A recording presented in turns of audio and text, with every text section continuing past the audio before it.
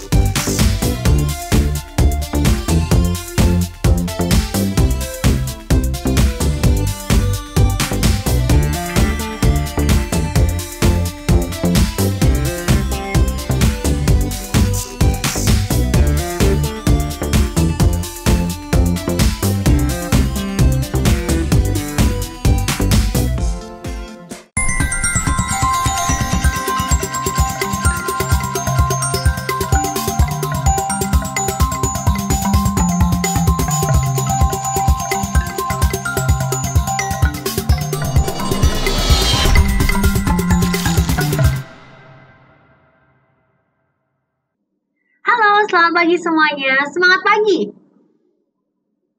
Selamat datang di The Next Dev Summit 2020 at Jakten yang merupakan acara puncak dari rangkaian acara The Next Dev Summit 2020 yang berlangsung selama bulan November ini.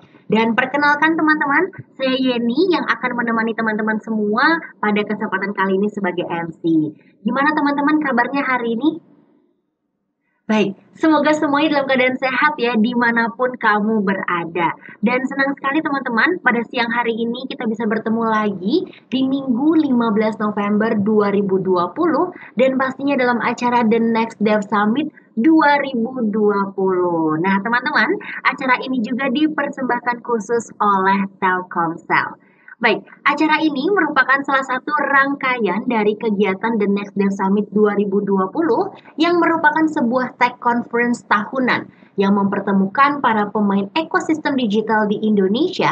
Dan dengan adanya The Next Dev Summit ini teman-teman diharapkan dapat lebih memperluas dampak positif yang dihasilkan oleh program The Next Dev. Di mana program ini teman-teman memiliki tujuan untuk menjadi mesin penggerak utama bagi dunia ekosistem digital di Indonesia. Baik, saat ini juga telah bergabung bersama kita Bapak Setianto Hantoro selaku CEO dari Telkomsel yang akan memberikan kata sambutan kepada Pak Anto. Kami persilahkan.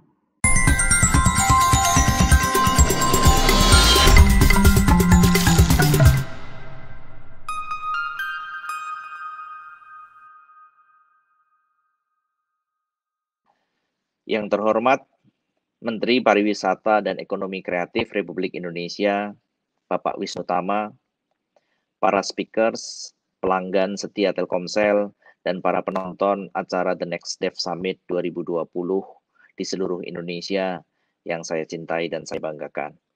Assalamualaikum warahmatullahi wabarakatuh. Salam sejahtera bagi kita semua.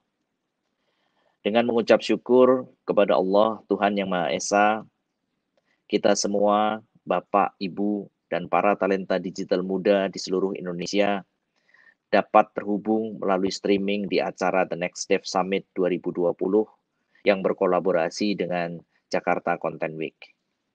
Semoga kita beserta orang-orang yang berada di sekitar kita terus diberikan kesehatan dan kekuatan sehingga kita bersama-sama dapat melewati keadaan yang penuh tantangan karena adanya pandemi COVID-19 ini dengan baik. Bapak, Ibu, dan hadirin yang kami muliakan.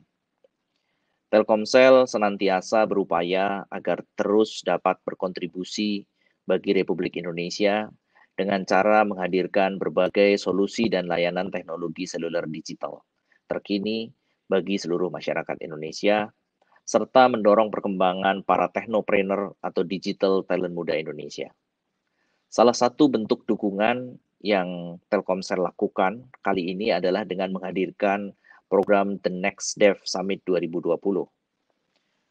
Sebuah konferensi tahunan yang memfasilitasi perkembangan ekosistem digital di Indonesia dengan cara menampilkan para pembicara yang handal di ekosistem digital dan social impact.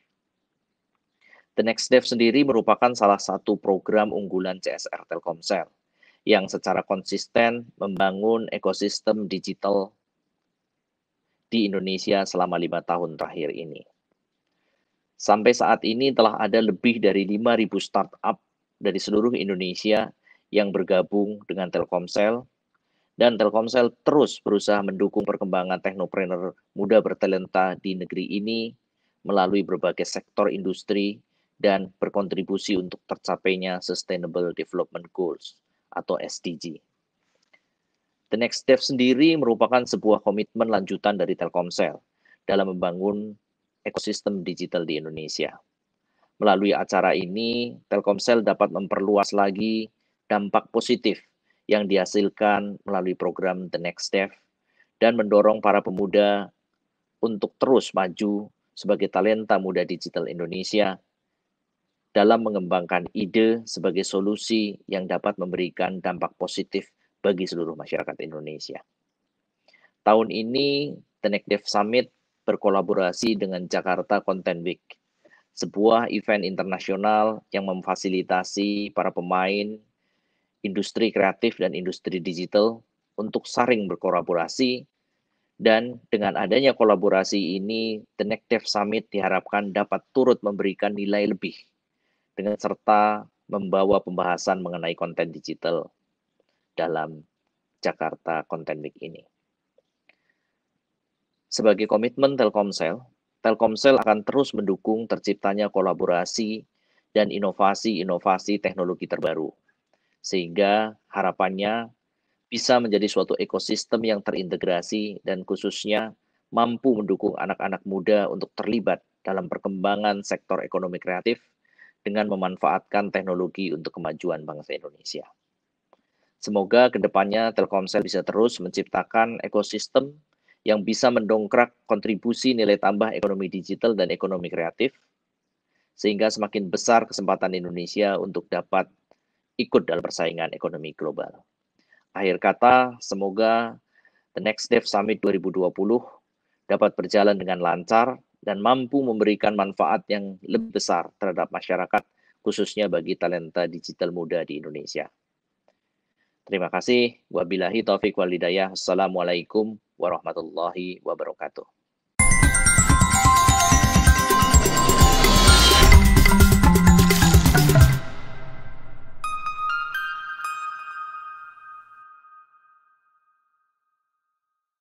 Baik, selanjutnya juga telah bergabung bersama kita di pagi hari ini yaitu Menteri Pariwisata dan Ekonomi Kreatif Republik Indonesia, Bapak Wisnu Tama yang akan memberikan kata sambutan. Kepada Bapak Wisnu Tama kami persilahkan.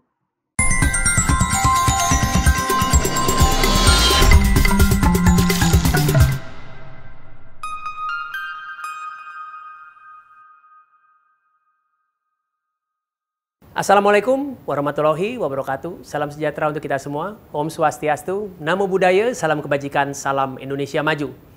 Yang saya hormati Mas Setianto Hantoro, selaku Direktur Utama Telkomsel beserta jajarannya, para narasumber, para pelanggan setia Telkomsel, dan para peserta. Pertama-tama saya ingin mengapresiasi Telkomsel selaku penyelenggara The Next Dev Summit 2020, yang kali ini berkolaborasi dengan Jakarta Content Week.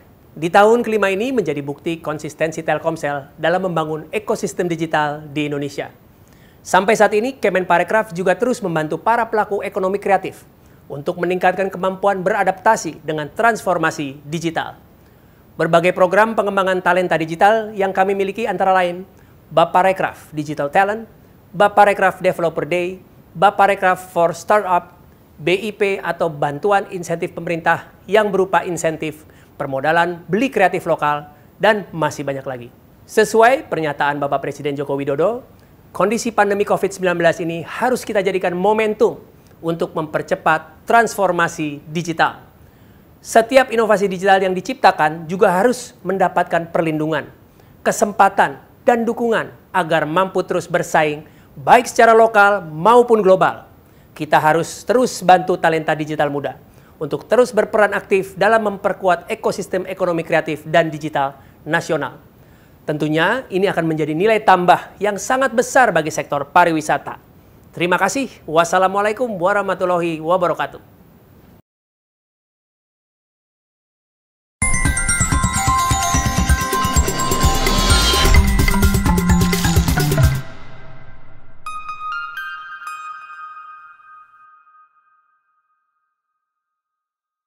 Baik, terima kasih banyak kepada Bapak Setianto Hantoro dan juga Pak Wisnutama atas kata sambutannya. Dan sesaat lagi teman-teman kita akan masuk ke sesi pertama dari The Next Dev Summit 2020 ini. Nah jadi untuk teman-teman semuanya selamat menonton. Semoga kalian semua mendapatkan manfaat dari setiap sesi yang sudah kami persiapkan untuk kamu semuanya ya. Dan untuk kalian juga bisa mendapatkan door prize berupa official merchandise The Next Dev Summit 2020. Caranya cukup dengan posting di Instastories kamu secara kreatif dan menarik mengenai insight yang kamu dapat dari acara ini, dari salah satu sesi dari The Next Dev Summit 2020 ini ya. Dan jangan lupa juga untuk menggunakan hashtag The Next Dev Summit 2020 dan tag akun Instagram kami di @thenextdev juga ya.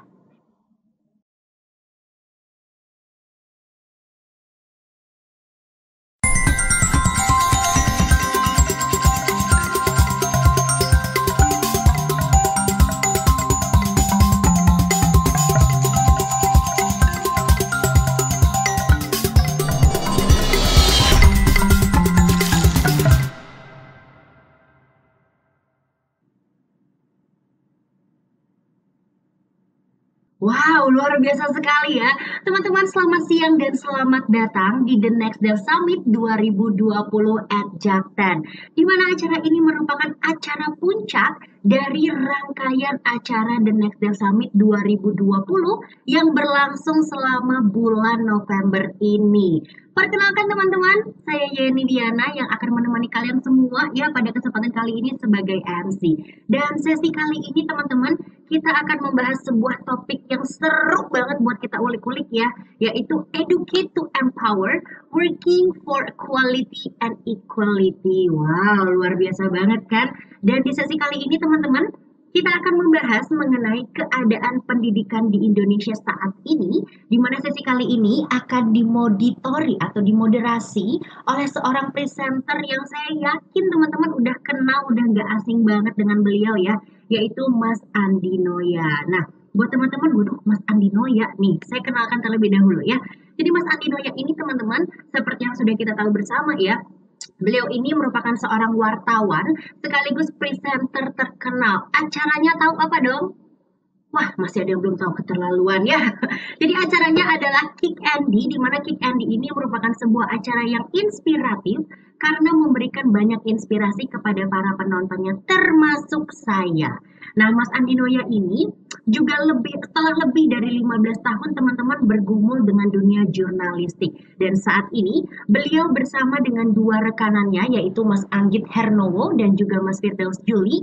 Beliau ini merintis sebuah wadah ya, sebuah wadah ataupun sebuah platform crowdfunding, yaitu situs penggalangan dana, yaitu benihbaik.com. Nah, wadah ini teman-teman diharapkan bisa menjadi sebuah jembatan antara pemberi dan juga penerima bantuan. Langsung aja Yani akan undang ya Mas Andino ya.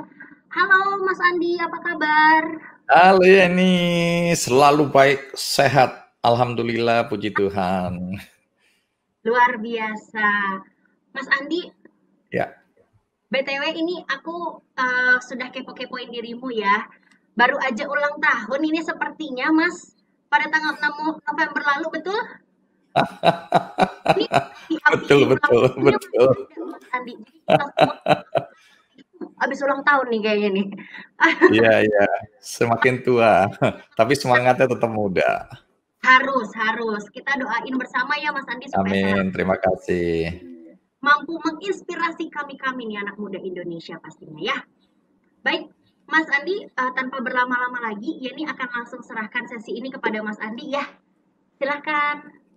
Baik, terima kasih Yani, luar biasa pembukaannya. Jadi teman-teman, siapapun yang menonton acara ini, ya kita tahu persis lah kondisi saat ini tidak terlalu menggembirakan atau bahkan mengkhawatirkan. Banyak perusahaan yang sudah mulai merumahkan orang-orang, banyak perusahaan bahkan sudah tutup, ya, PHK di mana-mana kita dengar, kemudian pengangguran katanya meningkat dan benar meningkat.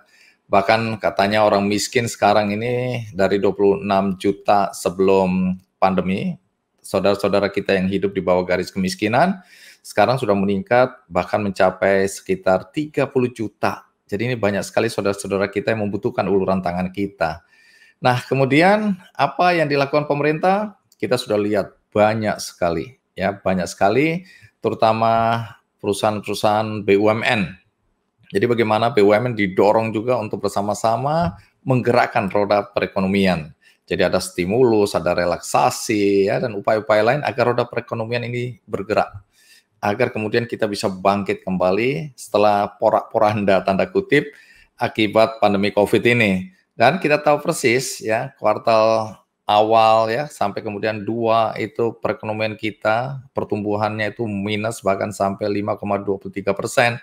Tapi belakangan kan kita punya harapan lagi setelah kuartal ketiga kemarin minusnya tinggal 3 dan kemudian ramalan dari beberapa lembaga-lembaga internasional ya, terutama Badan atau Bank Dunia itu juga membuat kita optimistis, apalagi para analis-analis yang juga memperkirakan Indonesia akan mampu bangkit di 2021, kemudian pertumbuhan ekonomi kita di 2022 itu akan lebih baik, bahkan sudah bisa mendekati 5-6%, bukan minus lagi, ini udah plus ya, artinya kondisinya bisa kembali stabil dan pertumbuhan kita akan terus meningkat. Nah, ini memberikan harapan pada kita bahwa keadaannya akan lebih baik dari waktu ke waktu. Nah, dengan semangat inilah hari ini kita bersama-sama di acara Next Dev.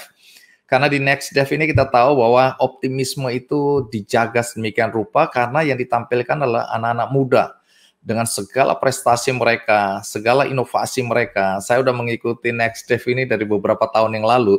Saya melihat begitu banyak inovasi yang ditampilkan di acara ini dan pemikiran-pemikiran anak-anak muda dalam konteks bagaimana membangun negeri kita tercinta, maaf, bagaimana menggerakkan perekonomian kita melalui teknologi informasi. Oh, banyak sekali temuan startup-startup berbasis digital itu sekarang tumbuh pesat dan ini oleh karena bagaimana pemerintah memberikan ya memberikan dukungan, memberikan wadah, memberikan teknologi, ya, mendukung semua startup yang berbasis digital ini untuk bangkit dan berkembang.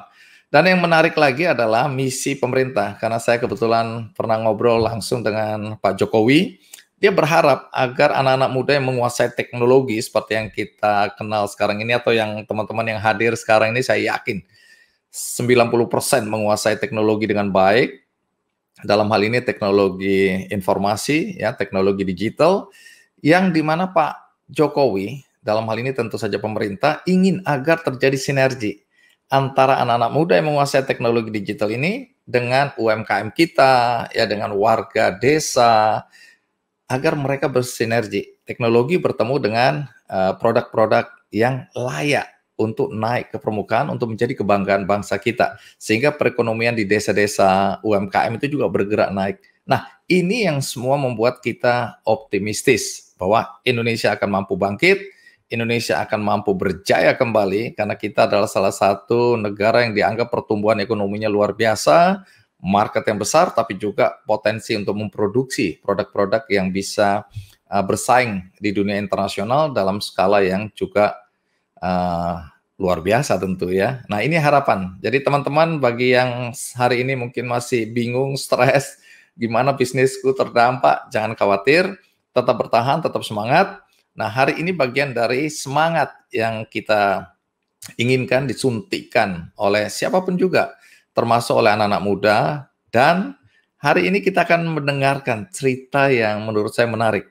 Karena di dalam kegiatan-kegiatan untuk bangkitnya perekonomian Indonesia, salah satu yang oleh Ibu Sri Mulyani, Menteri Keuangan kita, ya, dan Pak Erick Thohir, Menteri BUMN kita, di mana dua orang ini sering mengatakan bahwa salah satu yang membuat bangsa kita bisa melalui masa-masa sulit akibat pandemi adalah semangat gotong royong.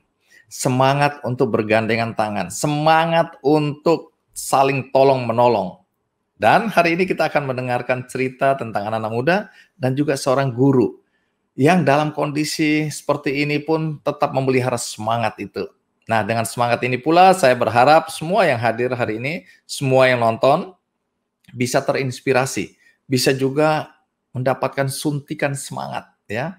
Entah sebagai pelajar, entah sebagai mungkin orang tua, entah sebagai anak muda yang punya kegiatan bisnis, startup, ya, atau masuk ke dunia entrepreneurs, atau bahkan social entrepreneurship. Mudah-mudahan hari ini kita mendapatkan semangat melalui acara Next Dev. Nah, pasti semua udah penasaran hari ini karena sudah lihat posternya, sudah lihat mungkin cerita sedikit mengenai siapa tamu kita, tapi hari ini saya, Andi F. Noya, mewakili benihbaik.com karena ada kerjasama untuk penggalangan dana untuk membantu saudara-saudara kita antara Next Dev dan atau Telkomsel juga dengan Benih Baik. Nah, siapa tamu kita yang pertama? Tidak lain dan tidak bukan adalah Nucha Bahri. Nucha, apa kabar? Baik, halo Bang Andi, apa kabar? Halo Senang juga. sekali dimoderatorkan oleh Bang Andi. Aku juga setiap kali kalau ketemu anak-anak muda yang energik, anak-anak muda yang punya hati, punya empati, punya apa ya, panggilan untuk menolong sesama, aku lebih semangat lagi, Nucha. Apalagi aku dengar kalian ya anak-anak muda memulai ya sesuatu yang positif melalui satu gerakan. Nah, aku nggak tahu ini gerakan komunitas, yayasan, atau organisasi, tapi nanti cerita mengenai Parent Talk ID. Nah, coba cerita sedikit sebelum nanti kita dengerin apa kegiatan dari Nucha dan teman-teman. Parent Talk ID ini apa? Coba bisa jelaskan sedikit. Mungkin banyak yang belum tahu atau belum sudah tahu tahu ya. Oke. Jadi parenttalk.id ini adalah sebuah platform digital buat millennial parents gitu ya. Jadi kebetulan aku adalah ibu dari 2 orang anak. Anakku usianya mau 5 tahun dan 2 tahun. Jadi memang aku buat parenttalk.id ini buat mewadahi orang tua millennials yang usianya sama gitu ya dengan aku kurang lebih. Dan kita pada saat aku membuat ini usianya baru 3 tahun nih Bang. Jadi memang pada saat aku membuatnya itu pengen menjadi orang tua yang nggak sempurna tuh nggak apa-apa, karena pada masa-masa 3-4 tahun lalu gitu ya di sosial media kita selalu melihat bahwa orang tua tuh harus sempurna, kalau ngasih makan anaknya harus seperti ini dan lain-lain. Nah, aku berusaha membuat loh emang kenapa kalau anakku, kan kita punya anak yang berbeda gitu, maksudnya setiap orang punya anak, punya karakter yang berbeda, kita menghidupkan anak-anak kita mengasuh dengan cara yang berbeda, sehingga kalau misalnya anak kita menjadi atau gaya parenting kita tidak sempurna nggak apa-apa dong gitu kan, karena kita namanya orang tua belajar tidak ada manual booknya, sehingga mau itu sempurna dan tidak sempurna memang kita harus tetap menghargai dan memberikan yang terbaik buat anak-anak kita, sehingga parenttalk.id ini hadir menjadi komunitas orang tua untuk sama-sama kita merangkul semua orang tua sama-sama curhat, menjadi solusi juga kalau ada masalah dan lain-lain, sehingga konten-konten yang kita keluarkan di YouTube, Instagram, dan podcast kita itu sangat relevan dengan orang tua masa kini gitu, Bang Andi. Nah, siapa aja pendirinya ini ya? Jadi ada aku, terus ada Michael Tampi, partnerku itu, dan kebetulan sudah diinvest juga sama MRA Media gitu. Dan kita baru 3 tahun sih sebenarnya. Keren. Nah, jadi programnya apa aja misalnya? Kita yang pasti pertama menguatkan konten-konten edukasi di Instagram. Jadi memang karena kita bukan expert, bukan psikolog, bukan dokter, jadi memang kita selalu engage dengan para pakarnya supaya konten kita tetap valid, tetap relevan, dan tetap bisa engage dengan semua millennial parent saat ini gitu. Jadi kita banyak sekali Instagram live dengan psikolog anak, dengan psikolog pernikahan, terus sama dokter-dokter gitu ya yang relevan. Kemudian ada juga konten YouTube kita, itu macam-macam tips-tips dan lain-lain. Jadi dari sumber yang memang teoritis sekali gitu ya, dari dokter dan dari psikolog, dan juga tips-tips yang memang relevan alias praktikal banget gitu. Misalnya aku akan cerita tips traveling bersama dengan anak usia 2 tahun. Itu kan sebenarnya bukan sesuatu yang ada di buku, manual booknya atau teori gitu kan nggak ada, karena semua based on pengalaman gitu. Dan apa yang menjadi ini relevan adalah karena ini lebih kayak the truth about parenting. Jadi aku bercerita tentang gimana riwehnya, ribetnya membawa anak traveling misalnya seperti itu. Jadi bukan sesuatu yang traveling itu menyenangkan terus ya. Wah, kok ngelihat si A bagus banget ya traveling sama anaknya, anteng dan lain-lain gitu. Sementara sebenarnya traveling dengan anak itu nggak sempurna itu. Jadi aku berusaha menghadirkan ada cerita-cerita yang memang di luar kesempurnaan, yang kadang-kadang di luar skenario dan lain-lain, sehingga orang tuh bisa prepare dan punya ekspektasi yang bisa di-manage untuk bisa melakukan parenting ini, untuk pengasuhan ini gitu, Bang Andi. Nah, Betul. hari ini aku kepengen tahu, dan aku yakin semua yang nonton acara kita juga ingin tahu, karena Nucha dan teman-teman menggagas ya satu gerakan yang menurut saya mulia sekali di tengah pandemi COVID ini, yaitu gerakan HP buat pelajar. Ada tagarnya begitu ya. Bisa cerita ini gerakan apa, atau sebuah ya movement ya. Nah, kemudian tujuannya apa ya, dan bagaimana nanti proses untuk HP buat pelajar ini? Apa maksudnya? Coba bisa cerita sedikit. Oke, jadi terkait dengan HP buat belajar, Bang Andi. Jadi bukan pelajar saja, tapi HP buat HP belajar. buat belajar, iya, oke. Iya, jadi ini adalah nggak apa-apa, Bang Andi.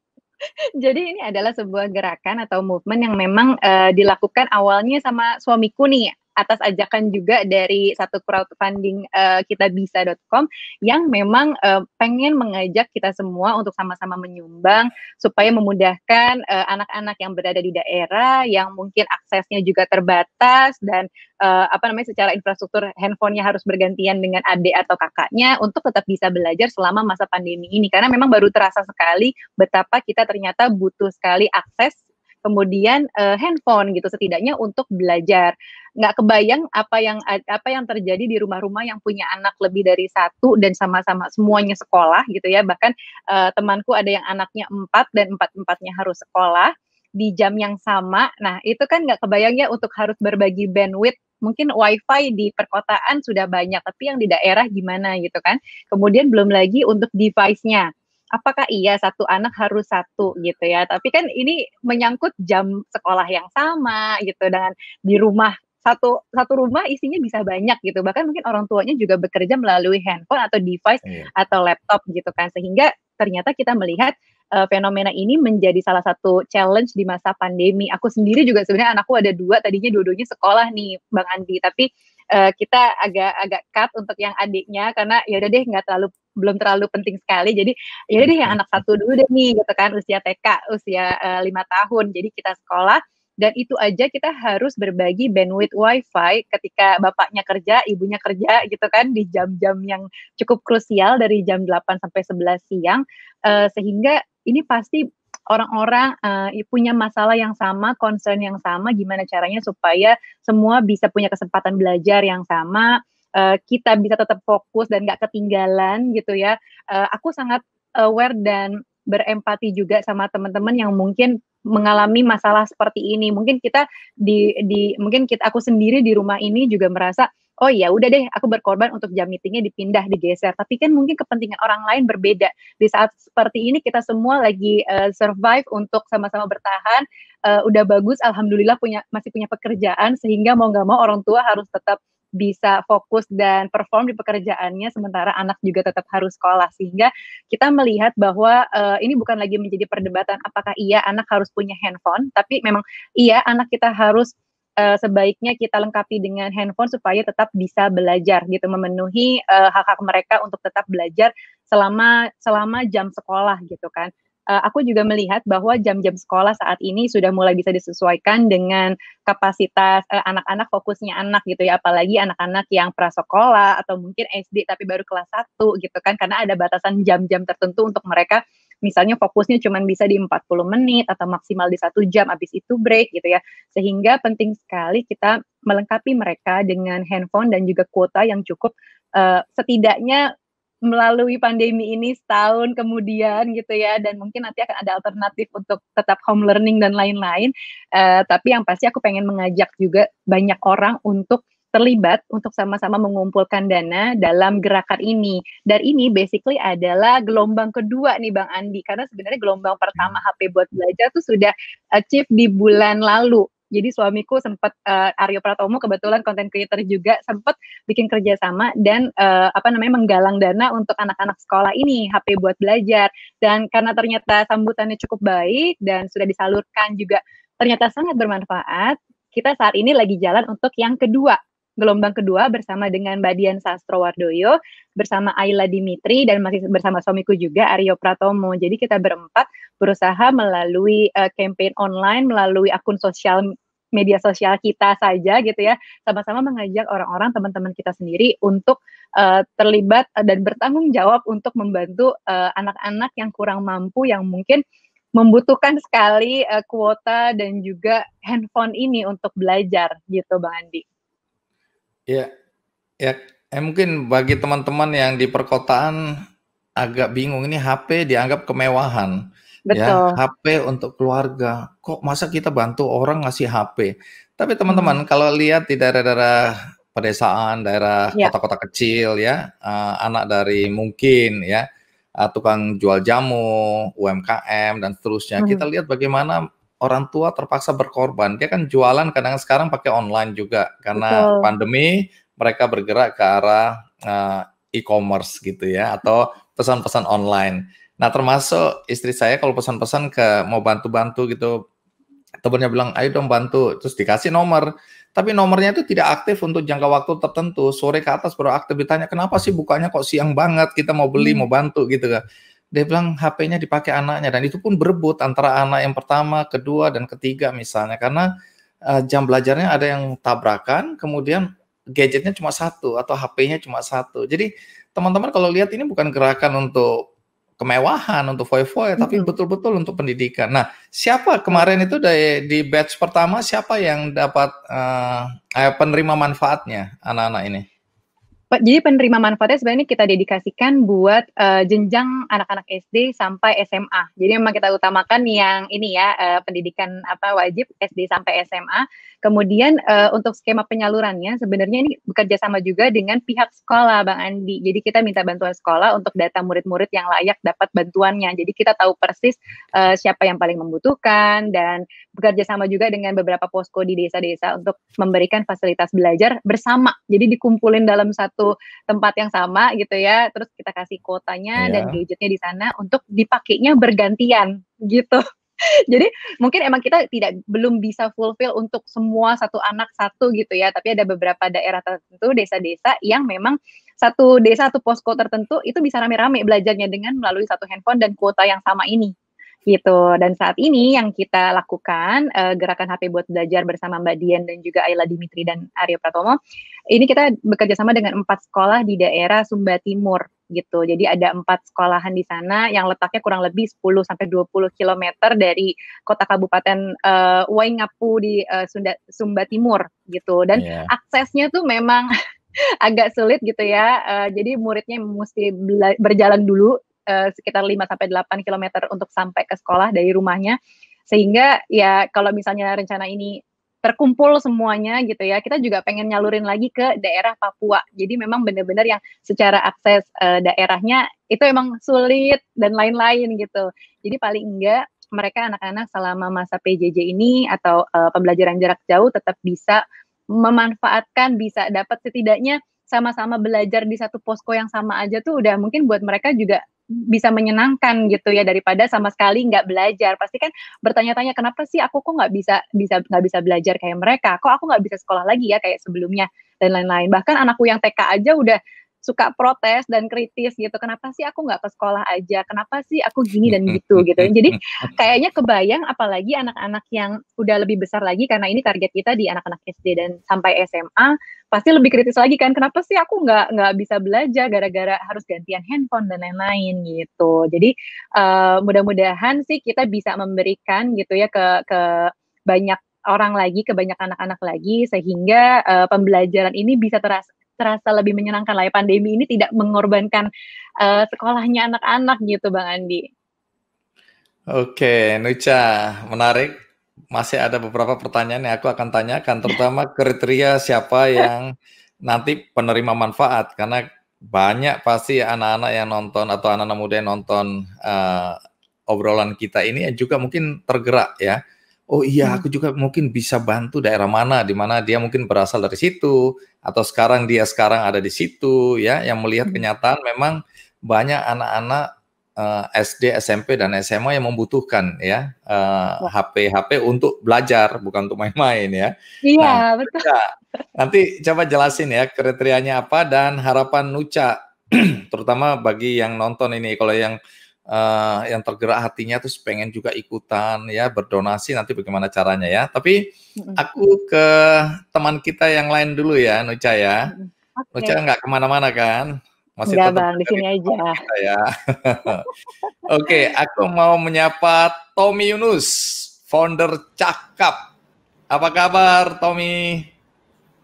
Salam sehat, Bang Andi. Salam sehat, semangat. Salam sehat, semangat. Salam kenal, Nucha. Inisiatifnya keren banget ya. Oh, Tommy tadi dengerin juga ya? Dengerin dong. Pertama-tama saya mau ucapin juga untuk Bang Andi, selamat ulang tahun ya. Aduh, ini yang didengar. Terima kasih. Oke. Nah, komentarin dulu apa yang dilakukan Nucha, menurutmu gimana itu? Menurut saya sih keren sekali ya, Bang Andi, karena untuk berbuat baik itu nggak harus sesuatu yang besar, sesuatu yang kita bisa mulai dari lingkungan sekitar dan kemampuan, sesuai dengan kemampuan kita ya dan teman-teman. Dan saya lihat inisiatif dari Nucha ini dan teman-teman benar-benar tepat sasaran ya, karena terutama kalau dari pengalaman kami yang juga mencoba untuk mendeliver digital learning ya ke daerah-daerah tingkat 2 dan tingkat 3 di kota-kota di Indonesia, itu juga memang masalahnya adalah device dan kuota internet.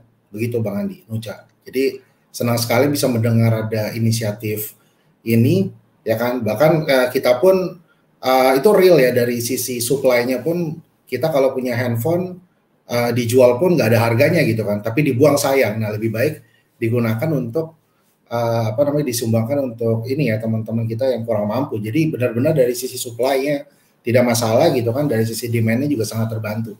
Saya rasa ini luar biasa sih. Coba cerita, karena kamu kan founder dan CEO Cakap ya. Cakap ini apa ini? Ini startup, ini sebuah gerakan, atau apa ini, Tom? Ya, pertama-tama Cakap itu ahli ya Bang Andi ya, ahli di satu bidang. Jadi harapannya dengan masyarakat Indonesia menggunakan Cakap bisa menjadi ahli di satu ataupun banyak hal gitu. Tapi aplikasi Cakap ini simpelnya adalah kita platform pembelajaran karya anak bangsa, di mana kita mencoba menghubungkan antara pengajar profesional ataupun tutor, expert dengan para pembelajar, para learner yang ada tersebar di seluruh Indonesia. Nah, kebetulan approach yang kami lakukan adalah menggunakan metode pembelajaran 2 arah gitu. Pembelajaran 2 arah itu seperti saat ini sih Bang Andi, Nucha, kita melakukan interaksi gitu kan, tapi mungkin sebelum pandemi belum terlalu populer ya. Kalau sekarang mungkin udah lebih populer, yang tentunya juga sangat bagus untuk perkembangan Cakap sendiri. Nah, jadi kami saat ini sudah ada di platform iOS dan juga Android dan juga website, sehingga menggunakan device apapun itu bisa terhubung ke aplikasi Cakap. Nah, kami memulainya lewat pembelajaran bahasa dulu, Bang Andi. Karena kita lihat bahasa ini merupakan fondasi dan modal yang sangat penting ya. Apalagi di masa digital ini, kita melihat orang Indonesia punya potensi masyarakat yang luar biasa, talent-talent yang sangat bagus ya, dari talent di pemasaran, masak, di IT begitu ya. Ini kita harus bisa menempatkan Indonesia sebagai global citizen begitu. Baik, jadi apa yang disajikan atau yang diberikan oleh Cakap? Baik, jadi simpelnya kalau para pelajar mau mengembangkan skill bahasa, baik itu bahasa Inggris, Mandarin, bahasa Jepang, tinggal download aplikasi kami. Lalu di sana kita sudah ada beberapa pilihan tipe pembelajaran. Ada pembelajaran yang private, one-on-one, ada pembelajaran yang one-to-many, itu bisa satu kelas 10 orang ataupun 5-10 orang. Lalu ada tipe pembelajaran yang kita namakan club, atau bisa belajar bersama-sama sampai dengan 100 orang di dalam kelas gitu. Jadi tipe kelasnya disesuaikan dengan segmentasi pelajar tersebut, dan juga kita bekerja sama dengan lembaga pendidikan, Bang Andi. Bedanya, jadi kami bekerja sama dengan Universitas Indonesia, dengan Atmajaya untuk bisa memberikan pengalaman yang kami namakan full online school experience. Jadi bukan hanya matchmaking antara pengajar dengan pelajar gitu ya, tapi yang kita lakukan adalah kita menyediakan juga dari material, assignment, report, semuanya itu dikumpulkan dalam satu platform di dalam Cakap begitu. Oke, menarik sekali dan masih banyak ya, termasuk aku pengen tahu sebenarnya berapa banyak guru yang sudah bergabung di situ ya, kemudian berapa banyak orang yang memanfaatkan. Tapi aku juga tertarik bahwa ini di tengah pandemi COVID ini kan Cakap berkembang karena dibutuhkan ya. Jadi di sini kembali lagi kita lihat teknologi digital ini sangat membantu ketika masa-masa sulit seperti pandemi di mana semua orang bergerak ke online itu ya. Mau belanja online semua online ya. Belajar pun kemudian online. Nah, tapi aku dengar-dengar kan Cakap ini dengan Telkomsel punya kerjasama ya. Kerjasama apa itu, Tom? Ya, betul Bang Andi. Jadi pertama-tama Cakap sendiri adalah lulusan dari The Next Dev ya. The Next Dev Competition dan The Next Dev Academy. Ya. Program incubator yang menurut saya paling keren sih Bang Andi, karena menurutku juga. Kebetulan kami top di tahun yang 2017, top untuk education kategori. Lalu kita ikutan Next Dev Academy tahun 2018 dan keluar sebagai The Next Dev Evangelist. Jadi yang kami rasakan itu di The Next Dev adalah program ini bukan hanya one time ya, bukan hanya sekedar kompetisi, mempresentasikan ide dan potensi bisnis, tapi bagaimana setelah itu ada kelanjutan. Ada kelanjutan setiap bulan, ada konsistensi di sana, di mana kita sebagai startup founder ini kan salah satu pekerjaan paling lonely ya, paling kita sering merasa kesepian begitu kan. Nah, dengan adanya The Next Dev ini kita jadi punya teman-teman seperjuangan, ada fellowship, sinergi juga ya, kolaborasi. Betul. Oke, betul. Jadi itu ketika waktunya udah tepat, itu akan dibukakan pintu kolaborasi yang sangat strategis ya, yang sangat banyak dengan ekosistem dari Telkomsel sendiri gitu. Contohnya yang kami lakukan adalah sebenarnya ada beberapa sih Bang Andi. Salah satunya yang paling kedengaran itu adalah Ilmupedia ya.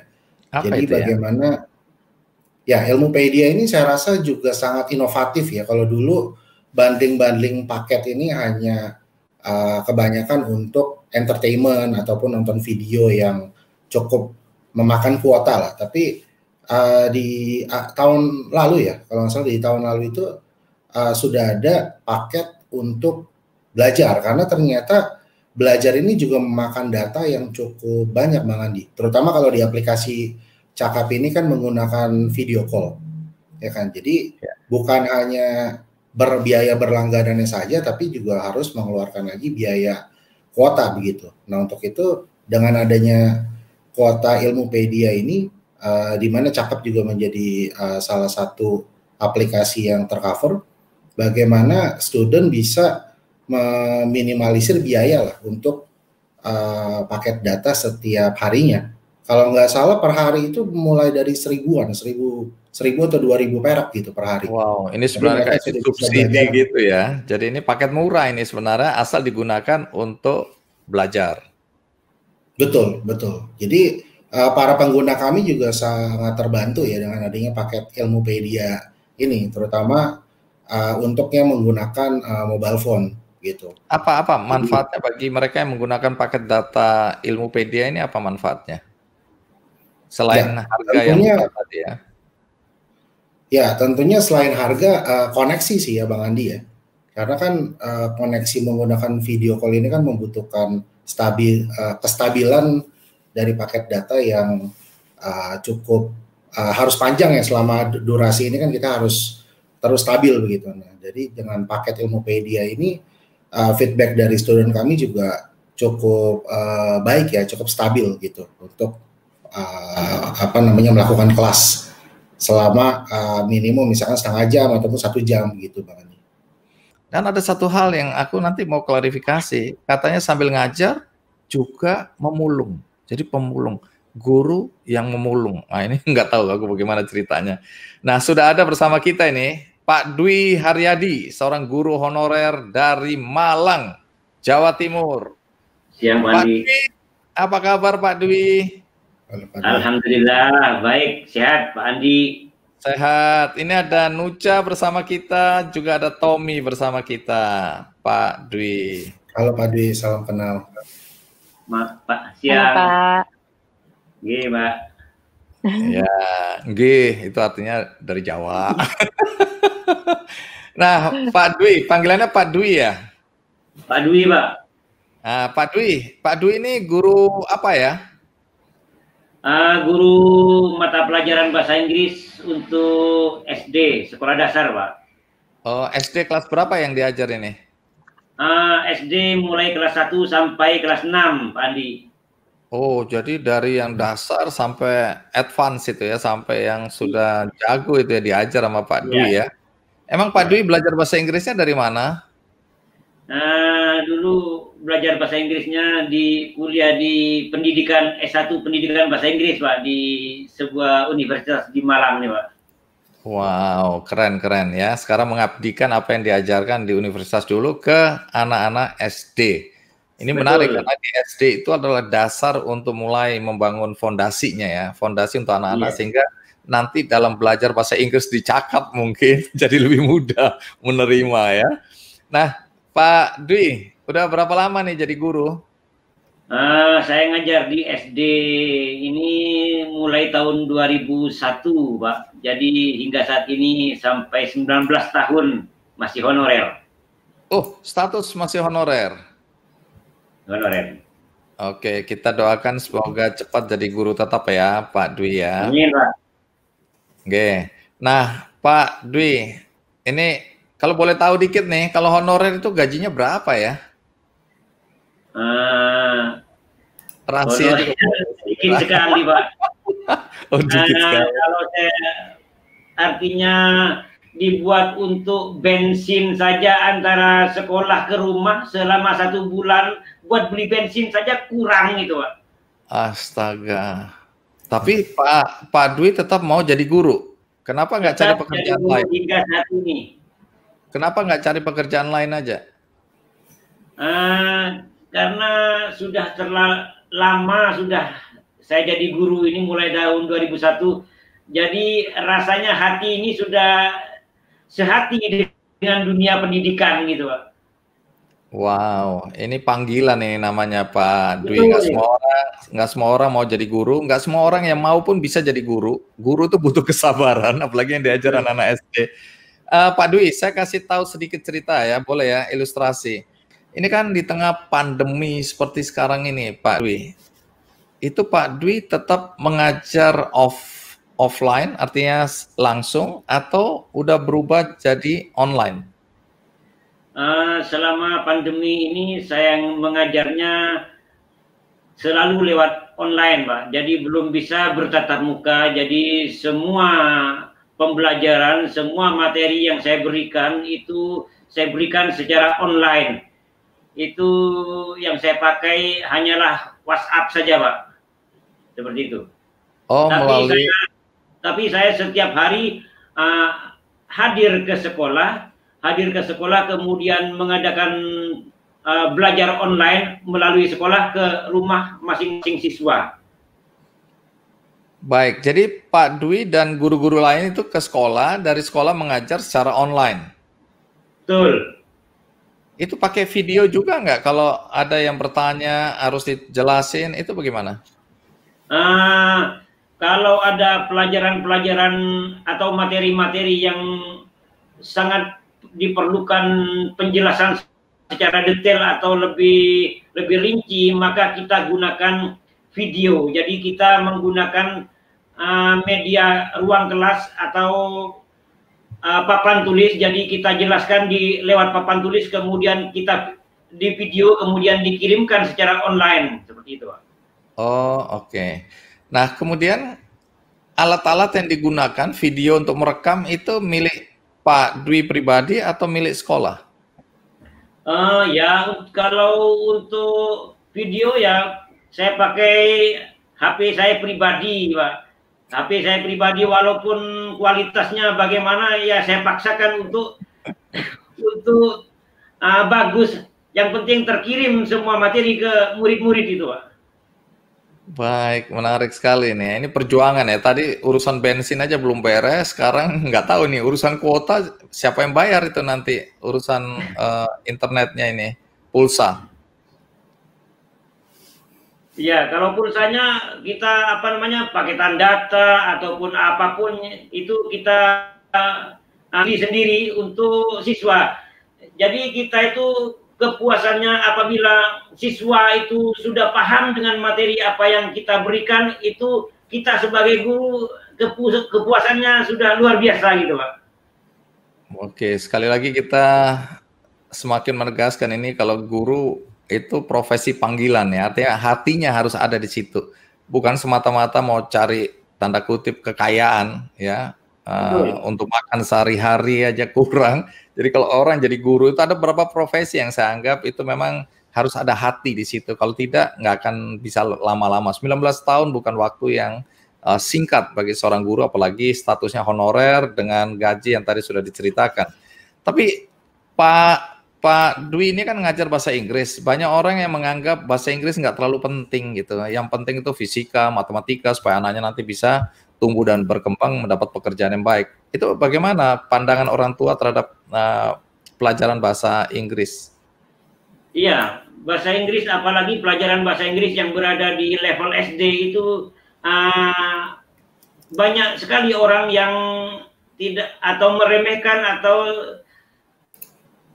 tidak ingin untuk belajar bahasa Inggris. Jadi mereka, para orang tua itu mengarahkan ke pelajaran seperti intinya matematika, kemudian bahasa Indonesia, kemudian IPA, seperti itu. Jadi untuk bahasa Inggris sebetulnya ini persiapan nanti kalau sudah SMP dan SMA, sedangkan bahasa Inggris juga dibutuhkan yaitu sebagai bahasa internasional. Jadi sebetulnya bahasa Inggris itu sangat dibutuhkan sekali. Tapi kesadaran bahwa bahasa Inggris penting ini belum merata ya di kalangan orang tua atau bahkan muridnya sendiri atau bahkan di sekolah ya. Tapi ada apa tantangan menghadapi kondisi ajar mengajar ini dengan harus adanya online tadi? Tadi kualitas video ya relatif ya. Tapi apa tantangan lainnya? Apakah anak-anak didiknya punya nggak HP, gadget atau laptop gitu, ada nggak mereka? Wah, banyak sekali kendala waktu kita mengadakan pembelajaran online, apalagi di SD ini. Jadi Saya berikan contoh satu. Ada satu siswa yang tidak punya HP, begitu Pak Andi. Ada satu siswa yang tidak punya HP. Jadi kalau kirim tugas ataupun kirim PR itu melalui HP tetangganya, HP temannya. Jadi misalkan temannya ini mau ngirim tugas ataupun PR, maka tetangga yang satu ini nitip ke HP satunya. Selalu seperti itu. Ini salah satu kejadian nih Pak. Kejadian yang kedua itu seringkali HP-nya dibawa ibu atau bapaknya bekerja. Jadi anaknya tidak pegang HP di rumah. Jadi kalau mau mengumpulkan tugas atau mengerjakan tugas itu, nanti tunggu jam 4 atau jam 5 sore baru mengerjakan di situ, baru kirim tugas. Jadi seperti itu. Yang ketiga itu banyak ada beberapa yang ada kendala dengan kuota ataupun paketan data yang habis. Seperti itu, Pak Andi. Oke, katanya di luar mengajar Pak Dwi ini memulung, betul? Saya sebagai tukang sampah yang pakai gerobak ngambilin sampah dari rumah ke rumah itu, Pak. Kalau pagi sebelum berangkat ngajar, jadi sebelum berangkat ngajar, saya awali bangun pagi itu dengan ambil gerobak, kemudian ambil sampah-sampah di rumah orang-orang, kemudian saya buang, kemudian barang-barang yang artinya barang-barang bekasnya saya masukkan ke karung, saya bawa pulang, seperti itu Pak. Jadi dipilah-pilah. Tapi tunggu dulu, waktu ambil gerobak dan ngambil sampah ini, itu tugas yang dibayar oleh misalnya RT RW atau inisiatif dari Pak Dwi sendiri? Saya dibayar oleh RT RW. Jadi saya sebagai tukang sampah ini mulai saya kuliah semenjak semester 2 hingga saat ini. Pak Dwi, minta maaf ya. Ini kalau ya operasional, biasanya kalau guru kan nggak jauh dari sekolah nih, rumah tinggalnya. Kemudian Pak Dwi ini jadi tukang sampah. Ini guru. Dan apalagi waktu mahasiswa, saya nggak tahu bagaimana Pak Dwi menyelaraskan kehidupan yang kontras ya. Satu guru kan dihargai, harus berwibawa, harus menunjukkan bahwa guru itu baik-baik saja gitu kan. Nah, ini apakah ada orang tua murid atau sekolah atau muridnya sendiri yang tahu bahwa Pak Dwi ini tukang sampah? Jadi ada beberapa, memang waktu saya masih usia agak muda dari sekarang, Pak ya. Agak muda dari sekarang. Waktu saya pertama-pertama ngajar tuh sebetulnya ketika saya bawa gerobak, ketika ketemu dengan siswa itu malu saya Pak sebetulnya. Sehingga pernah saya lakukan sembunyi di got saya Pak, karena malu. Karena lama-kelamaan sudah terbiasa dengan hal itu, maka rasa malu lama-lama menjadi hilang. Kemudian walaupun saya pegang gerobak, baik siswa ataupun wali murid itu tetap menghormati saya sebagai guru gitu Pak, karena mereka itu tidak memandang pekerjaan saya, tidak meremehkan pekerjaan saya, tapi yang dipandang mungkin dalam pikiran saya itu adalah yang dipandang mereka itu ilmu yang saya berikan kepada siswa, itu yang mereka menjadi menghargai guru itu Pak. Wow, ini luar biasa nih. Saya senang dengarnya, di satu sisi senang bahwa para orang tua tidak merendahkan, tidak mengejek ya, atau bahkan minta agar sekolah katakanlah tidak mempekerjakan Pak Dwi lagi karena guru, dan maaf ya, ini bukan merendahkan profesi tukang sampah, tapi sesuatu yang kontras ya kehidupannya. Sehingga hari ini saya senang sekali mendengar bahwa orang tua tetap menghargai, murid-murid tetap hormat pada gurunya, walaupun gurunya ketahuan atau pas mungkin papasan lagi bawa gerobak sampah ya. Betul. Jadi nggak ada masalah sekarang ini ya Pak Dwi? Sekarang tidak ada masalah. Sering kali saya bertemu dengan siswa ataupun wali murid, mereka tetap menghargai saya sebagai Pak Dwi Haryadi, guru SD itu Pak. Nah, Pak Dwi ini jadi tukang sampah, ini karena ekonomi atau ada alasan lain? Saya jadi tukang sampah jujur karena ekonomi. Kan jadi guru honorer seperti yang saya jelaskan tadi, gaji 1 bulan tidak cukup untuk membeli bensin. Jadi misalkan 1 hari saya butuh bensin pergi ke sebuah sekolah. Kira-kira kalau gaji itu saya belikan bensin, kira-kira di tengah jalan sudah mogok, kehabisan bensin, nggak sampai ke sekolah gitu loh, Pak. Baik, jadi alasan bahwa Anda membutuhkan tambahan penghasilan dan Anda tidak malu ya, tidak malu bekerja sebagai bukan berarti tukang sampah profesi yang rendah, bukan. Maksud saya ini kan guru harus menjaga wibawa gitu ya, dan Anda mengorbankan perasaan Anda sebagai guru pada awal-awalnya karena memang ada tuntutan ekonomi ya, harus ada penghasilan tambahan. Pak Dwi udah menikah? Sudah menikah dan sudah punya anak 3, Pak. Nah, bagaimana pandangan anak-anak terhadap profesi bapaknya yang membingungkan antara tukang sampah dan seorang guru?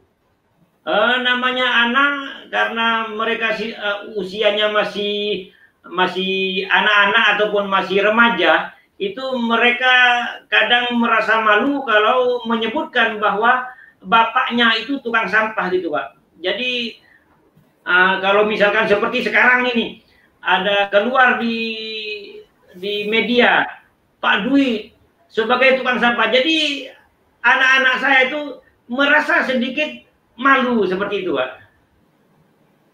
Baik, ini mungkin karena mereka masih kecil, jadi kadang-kadang anak-anak kan mengolok-olok profesi orang tua ya. Tapi nanti kalau mereka besar, saya yakin mereka bangga. Saya dulu malu juga punya orang tua tukang betulin mesin tik, Pak Dwi. Saya kalau ketemu berpapasan sama ayah saya selalu menghindar, jangan sampai orang-orang tahu bahwa itu bapak saya, karena betul sekali. Profesinya tidak membanggakan dan penampilannya juga minta maaf ya, sangat jauh dari layak, sehingga saya menghindar. Jadi kalau ada teman-teman saya tanya, bapakmu kerja apa? Saya selalu bilang bapak saya polisi. Tapi belakangan setelah ayah saya meninggal, baru saya memahami betapa mulianya pekerjaan itu, betapa nilai-nilai yang diberikan oleh orang tua saya itu luar biasa. Jadi mudah-mudahan dalam waktu yang tidak lama anak-anak ini sudah tumbuh dewasa, mereka akan memahami profesi tukang sampah itu bukan profesi yang rendah ya. Kemudian bahkan mereka akan bangga bahwa orang tuanya berjuang untuk mereka, mengajar sekaligus mencari nafkah untuk memenuhi kebutuhan keluarga. Nanti mereka akan bangga pada Pak Dwi, saya yakin, karena saya merasakan apa yang mungkin akan dirasakan oleh anak-anaknya Pak Dwi nanti.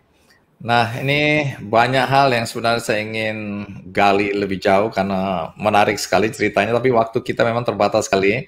Nah, Pak Dwi dulu. Pak Dwi, dengan apa yang Pak Dwi lakukan sekarang ini ya, dengan situasi dan kondisi yang terbatas, penuh tantangan tadi, apa harapan Pak Dwi ini? Harapan saya untuk siswa-siswa, untuk murid-murid yang saya ajar, itu harapan saya tetap bisa memahami apa segala materi yang saya berikan, sehingga mereka tumbuh menjadi orang yang cerdas, orang yang berhasil, orang yang sukses. Sementara kalau setelah mendengar bahwa murid itu sukses atau berhasil, maka guru ini mempunyai kebahagiaan yang luar biasa. Itu harapan untuk siswa-siswa ataupun murid-murid kami atau murid-murid Indonesia khususnya. Untuk guru-guru seperti saya, guru honorer, mudah-mudahan, itu harapan saya, mudah-mudahan di waktu-waktu yang akan datang honor ataupun pendapatannya itu segera lebih sejahterakan daripada sebelumnya. Seperti itu, Pak Andi. Baik, terima kasih. Kita doakan ya, semoga harapannya Pak Dwi, ini harapan banyak guru di Indonesia sebenarnya, apalagi guru honorer. Jadi kita doakan semoga kondisinya akan lebih baik, lebih sejahtera, sehingga ngajarnya tenang, ya nggak takut mogok di jalan karena bensinnya kurang, nggak perlu harus nyambi jadi tukang sampah atau tukang ojek, bahkan ada juga yang nyambi di kegiatan-kegiatan lain yang mungkin dianggap kurang cocok sebagai pendamping dari profesi seorang guru. Jadi mudah-mudahan ini semua akan lebih baik. Nah, Tom, sebelum nanti ke Nucha, Kalau Tommy sendiri harapannya apa dengan apa yang dilakukan bersama teman-teman Telkomsel ya di Ilmupedia maupun kerjasama-kerjasama yang akan Tommy lakukan di dalam dunia digital ini? Ya, Bang Andi. Kalau menurut saya pasti di suatu krisis ini ada opportunity baru ya, ada champion baru yang akan lahir begitu. Jadi memang saat ini kelihatannya transformasi digital ini sangat-sangat menyakitkan ya, sangat-sangat menyulitkan buat kita. Tapi ketika nanti semuanya sudah lebih terbiasa, ya kan adopsi dari teknologi dan internet ini sudah merasuk ke semua lini stakeholders di bidang education, itu sebenarnya akan sangat-sangat luar biasa nanti Bang Andi impact-nya, dampaknya ketika pemerataan pendidikan ini menggunakan teknologi sudah bisa tercapai. Ya kan saat ini penetrasi internet sudah sekitar 65% atau sudah lebih ya saat ini. Nanti ketika sudah mencapai titik 90% ataupun lebih, itu nantinya akan tercipta level playing field ataupun semua akses ini sudah terbuka untuk ke para penduduk yang ada di seluruh Indonesia. Akses kepada guru profesional, akses kepada konten-konten edukasi yang berkualitas tinggi yang mungkin saat ini hanya tersedia di beberapa kota besar saja gitu. Jadi harapan saya perkembangan teknologi terus dibangun, ya kan, digital literasi juga mengikuti, dan akhirnya kita akan mencapai level playing field itu tadi, Bang Andi, dalam waktu yang cukup singkat lah, begitu harapan saya. Baik, dan tentu yang terakhir, Nucha, dengan apa yang Nucha lakukan sekarang ya, dan ada contoh yang diberikan oleh Pak Dwi bagaimana anak-anak ini juga punya masalah, bukan cuma kuota saja, kuota internetnya, tapi juga gadgetnya sendiri itu harus gantian sama orang tuanya yang kita ceritakan tadi ya. Orang tuanya menggunakan itu untuk kegiatan ekonomi ya, kemudian anak-anak harus menunggu sehingga anak-anak juga terhambat program ajar mengajarnya. Nah, apa harapan Nucha dengan semua yang Nucha lakukan bersama teman-teman di parenttalk.id ini? Oke, makasih Bang Andi. Jadi harapan aku sendiri dan mungkin harapan juga dari Mbak Dian Sastro, Ayla Dimitri, dan juga Rio Pratomo supaya kita bisa sama-sama mendonasikan sebagian uang kita karena kita menerimanya memang dalam bentuk dana nih Bang Andi melalui kitabisa.com dan juga kerjasama dengan Yayasan Dian Sastro. Kita udah berjalan selama 2 minggu, saat ini target kita adalah di 50 juta dan pencapaian hingga hari ini kurang lebih 50%, sehingga kita masih butuh lagi 50%-nya. Jadi kalau teman-teman ada yang ingin membantu anak-anak di daerah lain, membantu sesama orang tua, meringankan tugas atau pekerjaan orang tua gitu ya untuk berbagi handphone dan berbagi kuota, yuk sama-sama kita klik aja di kitabisa.com /untuk pelajar Indonesia. Jadi sama-sama kita sumbangkan sedikit saja uang kita, mudah-mudahan bisa achieve dalam waktu dekat sehingga kita bisa membagikan. Dan nanti kriteria yang tadi Bang Andi tanyakan, itu sebenarnya kriterianya memang hanya untuk keluarga-keluarga yang sangat membutuhkan, benar-benar handphone hanya ada satu di satu rumah dan itu berbagi dengan beberapa orang atau mungkin adik kakaknya. Dan itu nanti dibantu dengan sekolah untuk pendataan nama-nama anak tersebut dan keluarga tersebut, dan juga akan dibantu diseleksi oleh Yayasan Dian Sastro yang memang fokusnya adalah edukasi untuk meningkatkan edukasi pelajar di Indonesia, sehingga nanti ada beberapa pihak yang membantu kita juga untuk mensortir siapa saja yang berhak menerima bantuan handphone dan juga kuota ini, dan kita menerima dana. Jadi kurang lebih mudah-mudahan segera bisa terselesaikan setidaknya dan bisa membantu meringankan semua orang tua, dan mungkin nanti juga kebagian nih untuk siswa-siswa dari Pak Dwi di Malang juga, sehingga bisa meringankan gitu ya Pak ya, untuk semuanya, untuk semua pihak. Begitu Bang Andi. Terima kasih Nucha, terima kasih Tommy, juga terima kasih Pak Dwi ya yang hari ini berbagi cerita. Teman-teman, kita udah dengarkan tadi bagaimana ini kolaborasi antara generasi, antar profesi, tapi tujuannya sama. Nah, di acara Next Dev inilah kita banyak sekali mendapatkan cerita-cerita inspiratif seperti ini, cerita-cerita bagaimana anak muda, ya, guru, apapun profesinya bersama-sama kita bergandengan tangan memanfaatkan teknologi digital, yang memanfaatkan semua akses yang kita miliki untuk membantu sesama. Dan inilah yang dikatakan oleh Pak Jokowi dan Ibu Sri Mulyani, juga Pak Erick Thohir, bahwa yang membuat kita ini sebagai bangsa yakin bahwa kita akan mampu melalui masa-masa sulit akibat pandemi karena semangat gotong royong yang hari ini kita dengarkan ceritanya. Jadi mudah-mudahan teman-teman yang tergerak hatinya bisa juga ikutan untuk berbuat baik tadi ya, nyumbang atau donasi untuk HP, kemudian ini dengan Next Step dan Cakap yang punya Ilmupedia,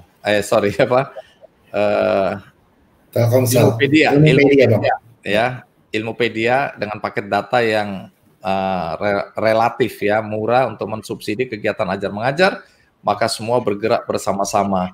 Dan Next Step Summit 2020 ini yang diselenggarakan oleh Telkomsel juga mengajak ya semua kita untuk membantu anak pemulung di kawasan Jabodetabek. Ada program lagi bersama benihbaik.com ini.